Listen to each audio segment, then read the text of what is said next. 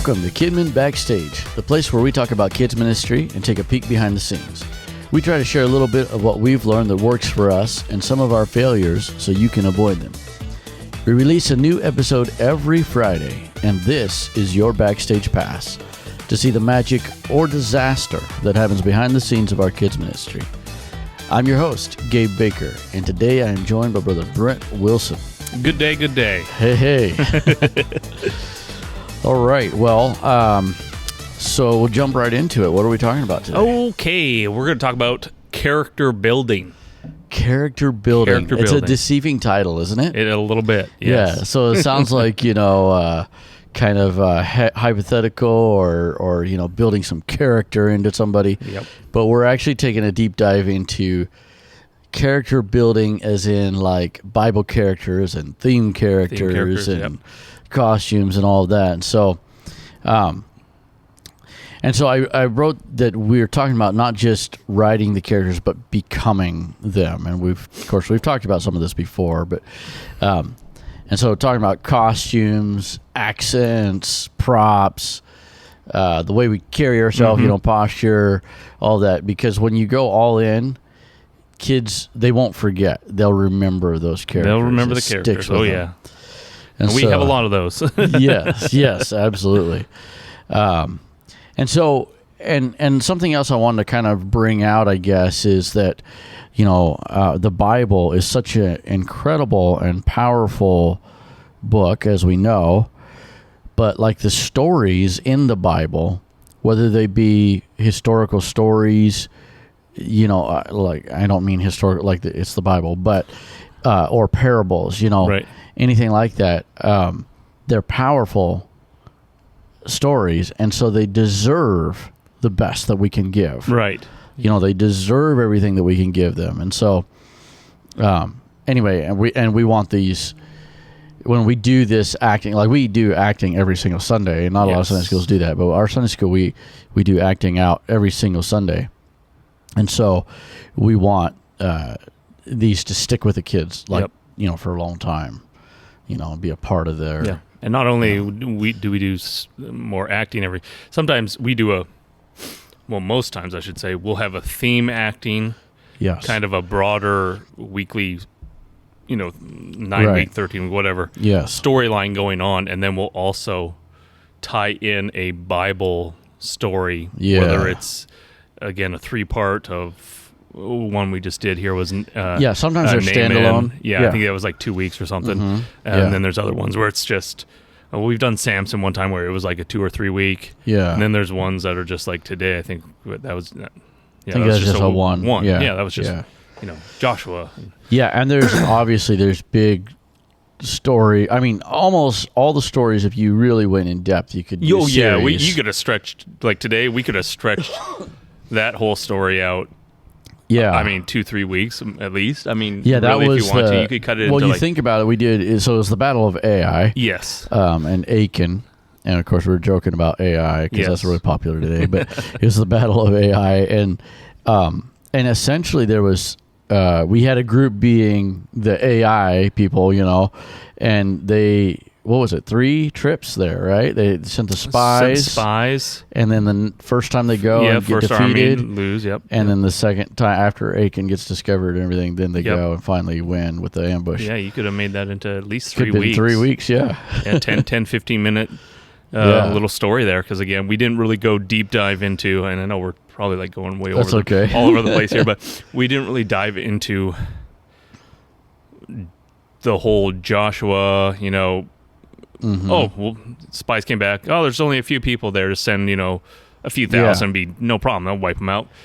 It doesn't happen. So then I can picture him, kind of travailing and going, what happened? Or maybe not even just travailing, but like, Lord, how did this happen? Why did this happen? And we thought for sure we didn't really. I mean, you could spend a few minutes going into that. And, why and. Well, and the thing is, too, that as far as the time, and Bible stories are our longest segment. Yep. Most of our segments are 2 or 3 minutes, and so our Bible stories are 10 to 15 minutes usually. but that's because we're doing full on acting. And Right. with this particular one, and many, I would say maybe 70-80% of our Bible stories are interactive. Mm-hmm. So we had kids, we had kids, we had one group being the AI soldiers. Yes, AI soldiers. And then we had a group with the spies. Yeah, right? We had three kids with the spies that sought out or were, went to AI and Camp AI and they were hiding out. behind some stuff and then we split into two other groups, because then we still had the AI camp, and then we had Joshua's main army, and then what we can call the ambush or whatever. Yeah, we call them the special forces. Yeah, the special forces. And so we had a smaller number there, and came up with the plan of, the main army is going to go attempt and then panic and flee, and then AI is going to chase them, and then we're going to have the special forces sneaking behind, and then converge at once. Turn around, the main force turn around. Anyways, and we had to instruct the AI kids, like, hey, you get to chase them off the first time, but then you gotta die. And then you have to die. One kid was like, we were coming back to our seats, and he's like laying in there. It's like, what? You're supposed to be over there. We had a few good actors at when we did the first battle there too. They got defeated, and a couple dead ones. Oh, that's funny. So, let's talk about become the character from head to toe. And so I was thinking about like investing fully. Like we did a theme not too long ago, and you bought like a helmet that we've used several times since, but it's like metal, full on metal with spikes. And what theme was that? That was, I think it was just a medieval theme. Yeah, it was a medieval theme, but I think it was Survival Quest. I think that's the theme that we did with Radigan and all that. I think that's the theme. Yeah. I'm trying to remember if I just bought that just cause, I think. Well, you had some you had other parts of the costume, because you had those two black swords. Wasn't that you, or was that somebody else? The pirates, I think. Oh, okay. That was the pirates, oh man, I think. Okay, I don't remember now. I don't know. But you bought something else with the helmet. I remember, because you had like some kind of outfit going, and so. But that's a lot of our staff do that. Is they jump all the way in, fully invest, head to toe, and that was of course theme character, and we've used that helmet for numerous themes times, or Bibles or whatever. Probably will get used again coming up, I would imagine, at some point. Oh, for sure. Yeah, in Gladiators. Yeah, absolutely. So stay tuned, folks. Yeah. So we so that's something that I think a lot of people. Okay. So Sunday school, invariably, you do things off the cuff, which we do that all the time. We do things off the cuff, but and we have in our costume room, we have like we have like 5 brown robes, that are just stock and stuff, and then we have really specific costumes, and so it's very, very often, more than 50% of the time, probably, that we will on the spur of the moment grab something and just throw it together. But the caveat, I guess, with this, there's a couple things. Is one, with theme characters especially, a lot of people buy their costumes and they're really cool, and they're that character for 16 weeks, right? And they have that costume. But then we have such a repertoire in our costumes that even though we might just be kind of grabbing something, we're grabbing pretty good stuff.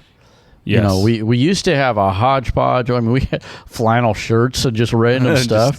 We've gotten to where now, and Anisha, of course, she runs it, but we've gotten to where now, like, we don't accept just any donation. Right. And so we've weeded out a lot of the stuff that is, like, not specific. Yes. It doesn't make sense. Yes. And so we specifically some of the stuff, like, for our you think of, I think of like my childhood. Oh, for and this is no snub at somebody doing this, but like grab a bed sheet and throw a sash around it, and it's like, we will. I mean, typically, kind of what we are putting on is a bed sheet, But then we have a one layer, and then we have a robe, and then we have sash, then we have a wig or a headband or a hat or something. Yeah. And then like kind of the note saying here, which I'm sure we'll get to, is then we have a prop with it. So now we have like a scroll, or we have we fill it all a out. walking staff. So it's like, it's not just, hey, I threw on a bed sheet. Yeah. But well, I remember. And these work well. Again, there's all kinds of different budgets and sizes and resources. So at one time we used pillowcases a lot. And so what we did is we had, there were like large pillowcases, and especially for kids that were going to be in costume, and we'd cut in the top part, we'd cut a arm or a head hole and then two armholes. Yeah. And then usually a belt. Just to give it some shape. Yeah. And hey, you can still have some fun with that. Yeah. Can't you? And for kids, it's great. Oh, yeah. Like when we do our interactive stuff, we'll bring the kid. Like I brought 4 kids back today, and they got a lot more than that, but they got the special shawl things and the head deals and all that. A couple of them had swords. Yeah. And so, so just, and here's a key for somebody, I guess, too, is a good time to get costumes is right after Halloween. Yeah. Right after Halloween, because they're usually cheap, discounted, and you're getting the crummy stuff. But that's where we got all those brown robes. Oh, okay. Yeah. They're another thing would nice, be just hitting up the Goodwill. I mean, you get 3, 4, 5 costumes or stuff. Yep. Maybe you can take those 5 and make 3 more out of combining different things for different. Yeah, well, and like what you mentioned just a moment ago, one of the things that like Anisha does this really good, she'll put them in our lockers, but she'll layer it. Yeah. And so it's like you have the pillowcase, essentially, or something like shirt, and that's your tunic. Yeah. And then you have something that goes over that, and sometimes you have something that goes over that, but if not, you maybe have a belt or a shoulder thing, that goes over that, and so I've come out before and wearing it. She's like, no, that goes underneath. Multiple times. Yeah. It's like, you have that on wrong or whatever. It's like, I don't know. Yeah, and then we have, oftentimes we'll come back to where she runs the costumes to grab our headgear, which is because she won't always put that in the lockers, and that's either, like you said, a wig or a hat. We have a bunch of wigs. I don't know, probably of hats too. Yeah. You start looking and it's like, oh my goodness. Yeah, like we probably have, especially in the men's locker. Okay, we have like a whole shelf stacked just with in the 2 guys' to locker 3, plus and the regular, and then our regular area, and it's like, wow. But so we probably got 50 hats or something. It's a cheap accessory. It's a cheap prop. Yeah, that and it makes like we have pirate ones, we have cowboy ones, we have regular like a trucker hat, we have. I wonder if we still have. She keeps on trying to get rid of it, but we have this trucker hat. It's like a cap, but it's got like a long hair. Oh my gosh, I haven't seen that in a while. It reminds me. I don't know, for some reason, it reminds me of like the 80s Christian, quote unquote Christian guy. That's like cool Christian. Oh man. But yeah, so we have all of that, and so doing costumes. Kids love it. They love to see it. They love to dress up, but they even love seeing the characters. They like to see the characters in the costumes too. Yep. And then you kind of touched on it too, but props. And so it's not just your costume, and it doesn't have to be expensive. I mean, we do have some expensive stuff, but it doesn't have to be expensive to be cool. The cheaper, the better. Yeah. You can get more. Yeah, exactly. I mean, you start looking around. I mean, like Brennan, he'll add this. And it's little touches. Sometimes it's like a little armband thing that just adds to it. Like, and be searching place. This is just people, eBay. There you go. There's so much stuff out there. I've gotten stuff off of, I think some of the swords I got were off Etsy. And it's just, really? prop. It's like, props. I just, start searching for things. Yeah. And okay. And then I was like, well, I'll try this. And then it's like, oh, well, that's not a bad deal. I mean, that's cool. Yeah. I mean, we have a bunch of swords, but I'd like to kind of go through, like, for a long time we had, I mean, those, those swords that are kind of like, they're gray blade and then the gold handle, they're really flat profile. Yeah. Those, we've had those for years and years. They look, they're super cheap little, I don't know where they even came from.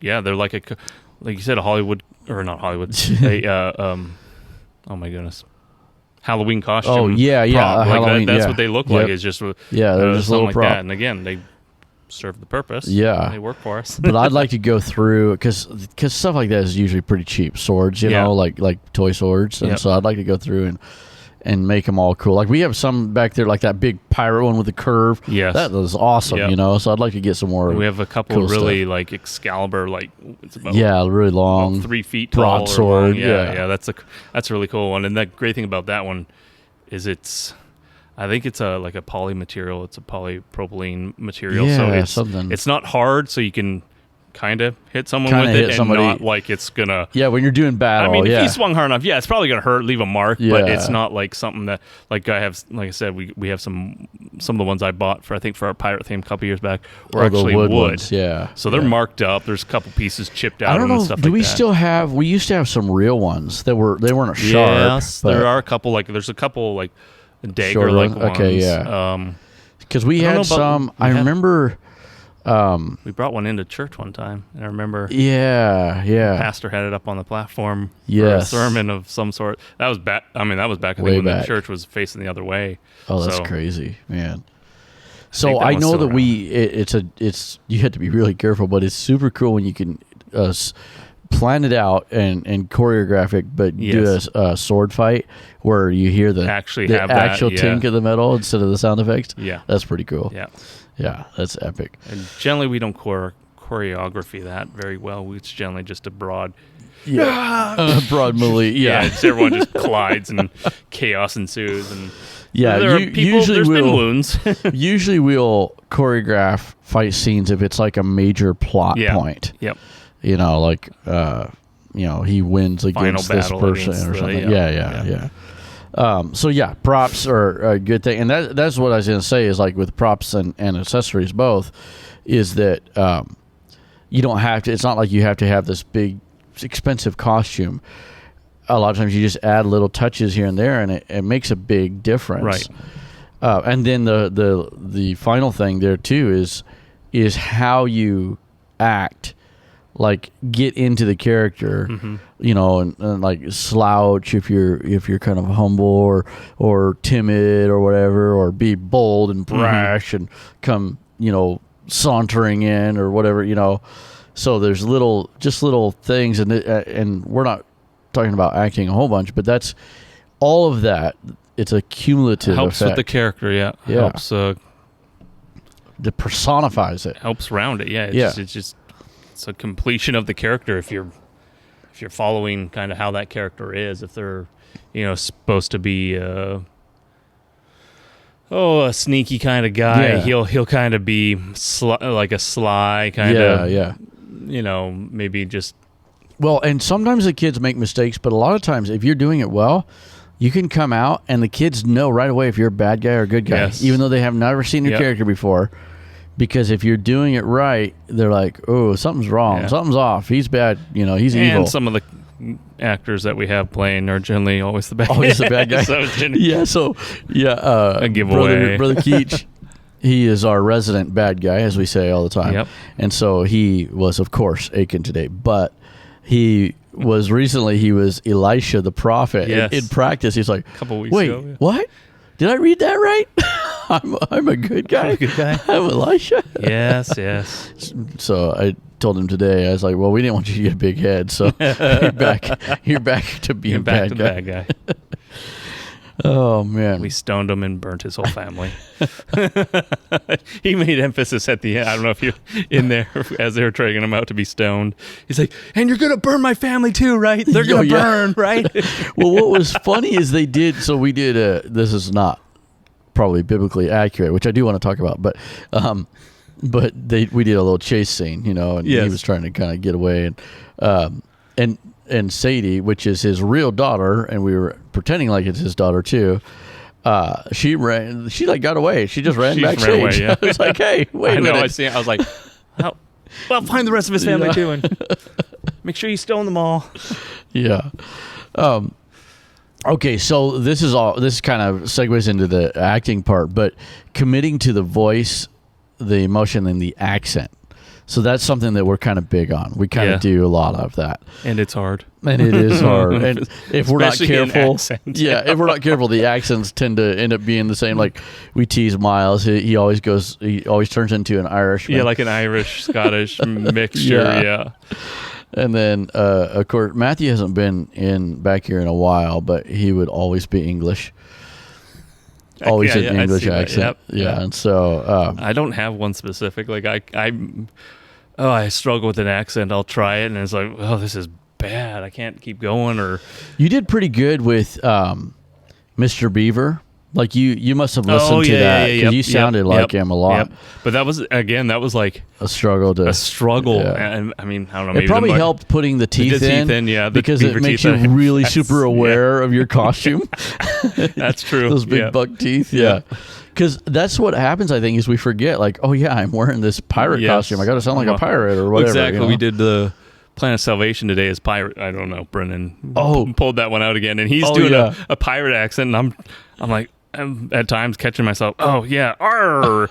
You know, like, I totally did not have a pirate accent. Well, what happened is, so we did a podcast just a few weeks ago.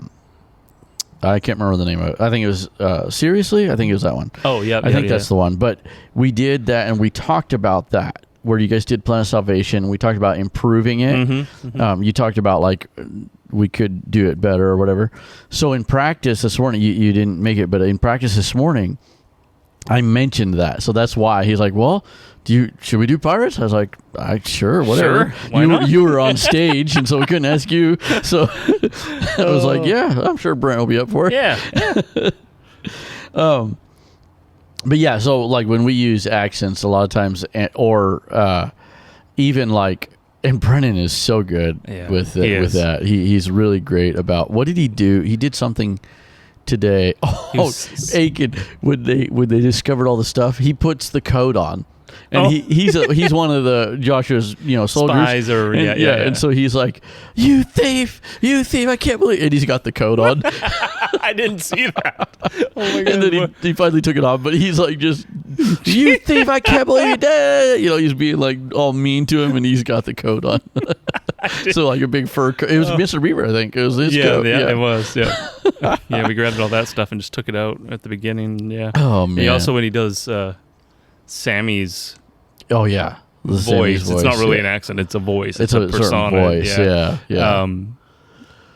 Sometimes it's so hard to keep a straight face and stuff. What were we doing? We were doing he was Sammy today, right? Yeah, for memory verse, I think so. And it was it was because his mic cut out, so I kind of gave him mine because he was kind of doing more talking. And, it's just sometimes it's so funny and just so hard to keep straight with him too when he's doing that. Well, and the kids love that when they hear that. I mean, it's like it compounds with the costume and everything, but it's all about that whole character. Yeah, we thing. don't even need to mention the name Sammy. They already know. Yeah, who he is or what he's doing. And kids that don't maybe they come on the bus or something, don't know who, quote unquote Sammy is. They immediately, with that voice, and not all voices can do this, but with that voice, they immediately know what he is, like what kind of character. That he's a dunce and he's silly, just and a goofball. They immediately know, and that's like if you can do that with your voice, that's really good. Convey the whole, or authority, or the silliness or sadness or whatever, And that's something else we wrote is match the message or the tone to the message. Is one of the things I talk about this often, and we do a lot of silliness and comedy, but being able to switch that around and have the emotion too, and be able to, and that's where even voice comes in. It's like I still remember Brother Arter doing, like, I think it was Pilate. It was either Pilate or it might have been one of the soldiers, but it was a crucifixion scene, and his voice cracked, and it's like, what did we do? And it was really emotional and powerful. And so when we can do that and envelop the kids into the story by using all these things that we're talking about, like the costumage and the vocal acting, the character of it, and then Yeah. So let's see. Connect the character to the lesson, and I guess this kind of goes back to the serious part of it or whatever. And I mean, it doesn't always have to be serious even, but just we always talk about everything points to the altar call. So we're always trying to point everything to the altar call, and I guess in tandem the lesson, Right. And so like if the lesson is obedience, we try other segments, offering whatever into that too. But when we have our characters, like, let them struggle with that obedience. And I always try to, like, in practice, I'll mention it, but we'll try to set up scenarios to make it relatable to the kids. Mm-hmm. Like where they feel like they understand. Like I always talk about, be as literal as you can with kids. The older people are, or the smarter, I guess, quote unquote, the more metaphors you can use. With kids, I think you have to really minimize the metaphors and be as literal as you can. And so we often, when we're thinking of adults, we're thinking of like the wise man building his house upon the rock or whatever. That in itself is kind of a metaphor. And so we could use something like that and just think, like, everybody gets that. Well, not necessarily. I have a 8-year-old. Yeah. And, like, making sure and thinking about, does he really actually understand what we're talking about means, here? Yep. And so we kind of can create scenarios with the actors that help them understand, Yes. It's like do you remember, I don't know, I know I've talked about it before, but do you remember we did a skit for baptism, and it was Brennan and Brooke, their brother and sister, so it was ages ago, but they were the first ones. I think we did it since then. But basically, I think it was like Brennan's character, it wasn't Sammy, but it was kind of like that, but he was like a kid, and he was scared to get baptized.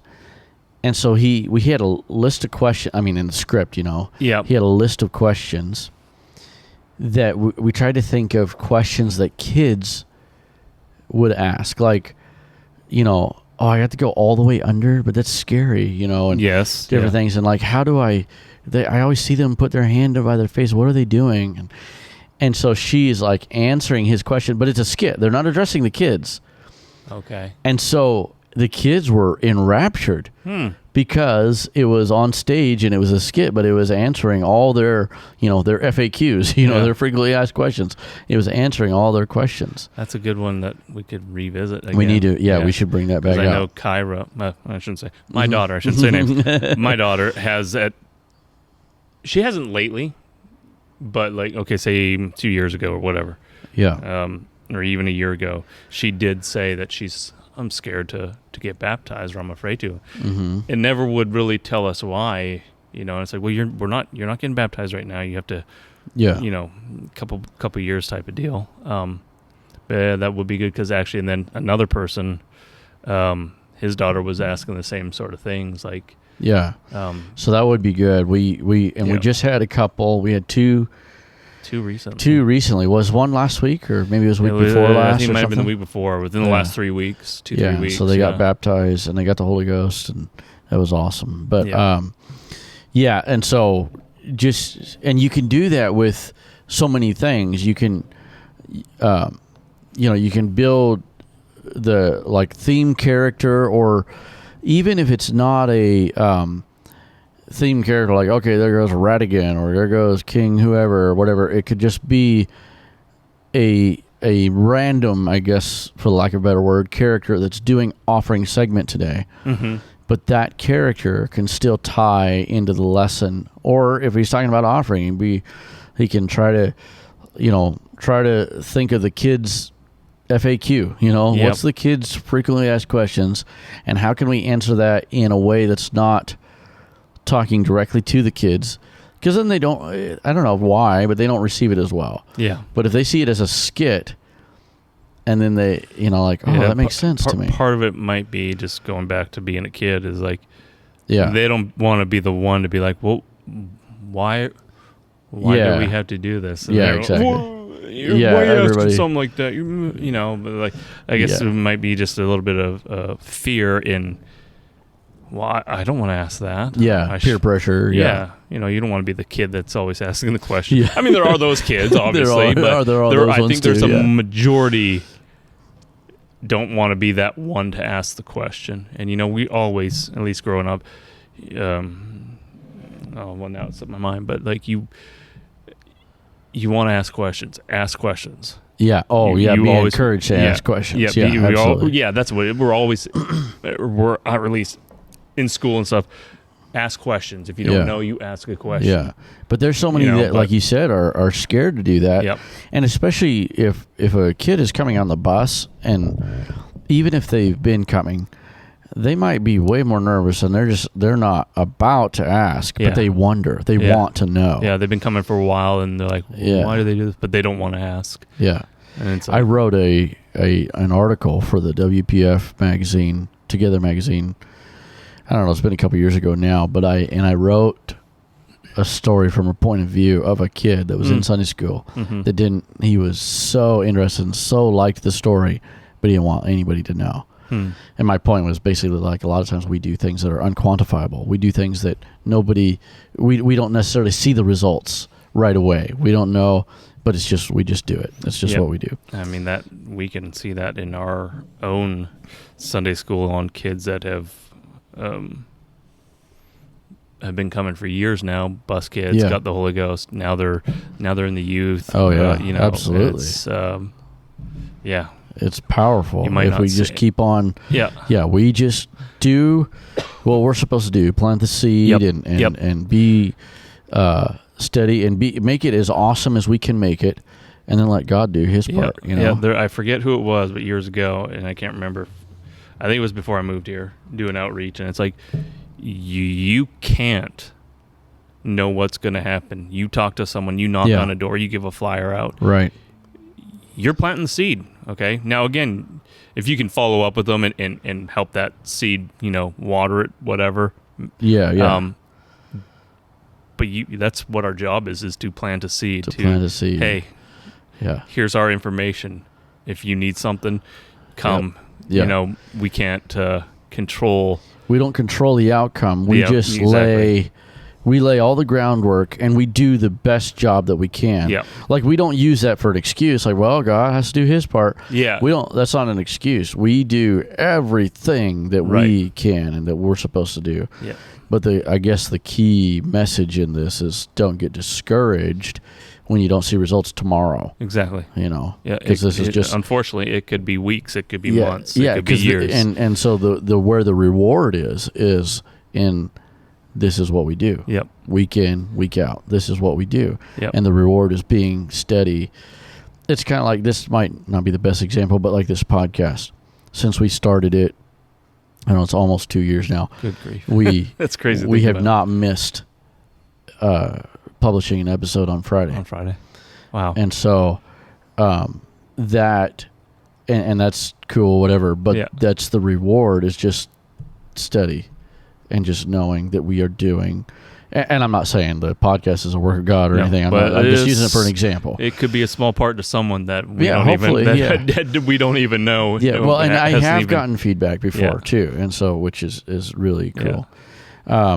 Okay, a couple of things really quick. I just want to mention this because Matthew and I just did a podcast last week, I think it was, and we were talking about kind of that differentiating or that balance, I guess, of all the ad lib and things that we put into like a Bible story versus biblical accuracy. I think that was the title of it, creativity and accuracy or something.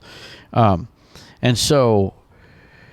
this is just something we could probably do better on ourselves, but just something to think about is we don't want the kids to think the Bible is a fairy tale. Like the example I used is David and Goliath is not the same as Jack and the Beanstalk. Right. It's one's a fairy tale, one's a true story that actually really happened. And so Matthew and I kind of talked about maybe like it could be kind of, this actually happened. This is what the Bible says. And maybe even like prefacing something like, we don't know what David was thinking, but it's possible that he was thinking this. I mean, just imagine how you would feel, Yeah, I think we even touched something on that before. I can't remember the podcast, but we talked about, this wasn't a quick process. He didn't just go down and pick up a bunch of stones. We talked about, like, was he? Oh yeah. How long did he spend? Did he spend hours praying, picking up each stone, going, Lord, is this the? I mean, you could turn that into a complete, like we talked about earlier. You could take that whole. That's a pretty lengthy Bible story or a Sunday school story that you could tell, but you could make it so much more impactful by just taking those key moments of little pieces. Yes, I'm going to have to face that giant, and making it so much more. Yeah, and that's so true, because so often, now we're getting off track, but so often this is something, it would be cool to do a series on this. It would. In Sunday school, because so often we know the end of the story. Right. We know that Job gets everything back. Yep. We know that David wins the battle. We know that Paul and Silas get out of jail. But it would be, a funny way, it would be, like, I think Odyssey did this, is like, what if it didn't go that way? Like I remember it's like, what if Joseph did not forgive his brothers? Take them all and kill them. Yeah. And so, but that would be a funny way. But another way, though, would be to emphasize to the kids, like, Daniel was going to the lion's den, but okay, hold on. Daniel doesn't know what's going to happen. And then you could have the Daniel character really act that out, There's some weird AI stuff, generated stuff. Oh, yeah. And it's like a character. Now, it's all generated, obviously, but he's like, okay, so I'm in here with the lions right now, and he's looking around, and in the background, there's lion. Like, it looks real. It looks like a real video. And he's like, yeah, so this one's kind of okay. And he kind of rubs his head, and he's like, and then it kind of flashes forward, and it's like, so I'm out. I'm still alive. I'm still here, and thank God, and stuff. But it's like he's in biblical kind of clothes, or like Bible type kind of, and it's just like, and he's like he's kind of somber. Yeah, it's like he's doing a vlog or whatever, and it's like, oh wow. And I think it started out with like, so here I am. I'm still praying, and apparently the soldiers are coming to get me. I'm going to, good. And it's like, it's kind of like, wow, that. To think, make you think in that perspective of what kind of our day and age is now. Yeah, to be like what it would be like if that was happening now. Nowadays, yeah. It's like, here I got my phone out, and there's a bunch of lions. So here, day 3, I'm in here with the still here with the lions. They still haven't eaten me. Yep, and it's kind of like, oh my. It's kind of like, it's a groan, kind of like, oh yeah, really, yeah. But then it's kind of like, that's kind of cool. But yeah, on that whole thing, it's like, yeah, there's some more impact I think we could have. Yes, for sure. We stayed more on to, like, okay, yes, we like to have fun. We might like to fool around, have some not so serious moments. But even like today's one where it was like, and again, I unfortunately missed the practice, but you're in a time crunch, kind of, sort of, in a way. Like, you don't want to take this and drag it on for 15, 20, 25 minutes where now the kids are just, this is boring, but like I had to make a kind of a point, because we kind of started skipping over a section of Joshua talking about, hey, how did we lose this battle? Like, Lord, what? And then I kind of acted, because we didn't have I was thinking, it would have been cool to have a voiceover. I know we're running way over time and stuff, but it would have been cool to have a voiceover of God saying, this is why you lost, type thing. But so I was just kind of like, so I kind of like was like, Lord, why? And I was like, because there's sin in our camp. Yeah, there's sin amongst what? Who? How? Make your kids. I kind of sped through that a little bit, but I made them all sit down. I was like, sit down. We got to do this point, because it's kind of a key point. Like, it's I mean, key. That's what the story is. Yeah, focused around. Yeah, and so so again, we were kind of going over that, like past that. I was like, whoa. Yeah. Well, and that's the tough thing, the balance with the interactivity that we do, which we like and it's good, but it's chaos. Yeah. So, And that's where, like, if we would have split it into 2 or 3 weeks, we could have expounded more, on that. Yep. Well, we better recap real quick because we are way over our time. And so we have basically just become the character from head to toe. And so invest, get some costumes, get some props. And a lot of this stuff can be found around the house if you don't have the budget for it. It's just think about it, pillowcases. Pillowcases, yep. And then, your voice, the accent you use, the emotion that you use in your voice, make it fit with the scene, how it should be, the character's motivation, all that stuff. And then connect the character. I keep on saying character. Connect the character to the lesson. Everything points to the altar call, and everything points to the lesson. And so, connect it back and make the kids like you did. With that Joshua story, is like, hold on, let's not forget why we're here. Why we're here? How did we get to this point? Yeah. All right. Well. If you want to find us on YouTube, Kidman Backstage, you can do a search, or at Gabe-Baker is where we're at. And then a few suggested podcasts, Apostolic Children's Ministry 2.0 with Philip Booker, Apostolic Children's Network with Chris Bradshaw, Growing Up with Papa with Jason Ashley, Sunday School Minute with Eric Stender, and Truism and Sunday School Junkie with Brother James Pelletier. So those are a few that we are recommending. Maybe we'll start calling out one or something, but I don't know. We're way over our time now, so I think that's a wrap.